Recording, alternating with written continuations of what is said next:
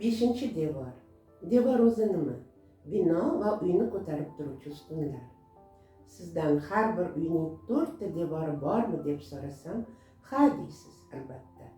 Agarda yana 5-devor ham paydo bo'lgan desamchi, ishonasizmi? Yo'q, ishonmaysiz. Ammo bu fikrni mendan oldin nemislar televideniya haqida aytib bo'lishgan. Bugungi kunda esa uning nomi bilan ataluvchi quti va qutichalar soni ko'paydi. Endi u shunday devorki, eshikni ham to'sib qo'yadi. U shunday devorki, sizni yaqinlaringiz, ota-onangiz, opa-singlingizdan ajratadi. Xuddi bo'ronday uchirib, sizni kimsasiz orolga olib ketganday. Go'yoki qo'l oyoqlaringizni bog'lab, bir joydan qimirlatmay qo'yadi. Eng qizig'i, undan ko'z uzmaysiz. Boshqa hech kimni ko'rmaysiz. Atrofdagilar bilan ishingiz ham bo'lmay qoladi. U sizning xayolingizni butkul o'g'irlaydi. Goho shunday qiziqtirib, o'z domiga tortib oladiki, undan boshqa hech nimani ko'rmaysiz. U goh sizni tavakkal qilishga chaqiradi. Siz tavakkal qilasiz, keyin yana tavakkal. U esa sizni qopqonga, o'rgimchak iniga torta boshlaydi. Qopqonga bir parcha pishloq qo'yadi.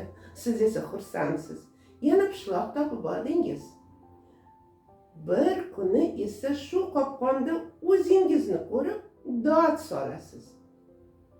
U sizni mast qiladi. Xuddi nashavand odamday yana xumor qilib yoniga kelaverasiz. Ko'z nurlaringiz, sog'lig'ingiz ketayotganiga ham e'tibor bermaysiz. Endi u sizni boshqara boshlaydi. Qayergadir borishga, nimalardir qilishga da'vat etadi. Qay g'oyalarga qul qiladi. Ota-onangizdan, bola-chaqangizdan ham bu g'oyalar ustun ekanligiga ishontiradi. Ularga ergashtiradi va chizgan chizig'idan chiqarmay qo'yadi. Siz endi eng jonkuyar insonlaringiz gapiga kirmaydigan qaysarga aylanasiz. Ular ko'zingizga dushman bo'lib ko'rinaveradi. U jodugarday sizni sehrlaydi. Ammo buning sehr ekanligini sezmaysiz. U va'dalar va rag'batlar orqali sizni o'z tomoniga og'diradi. Joningiz ham bu dunyoda hech nimaga arzimasligiga ishontiradi. Va u yetaklagan yo'ldan ketasiz. Siz u yetaklagan yo'ldan ketasiz.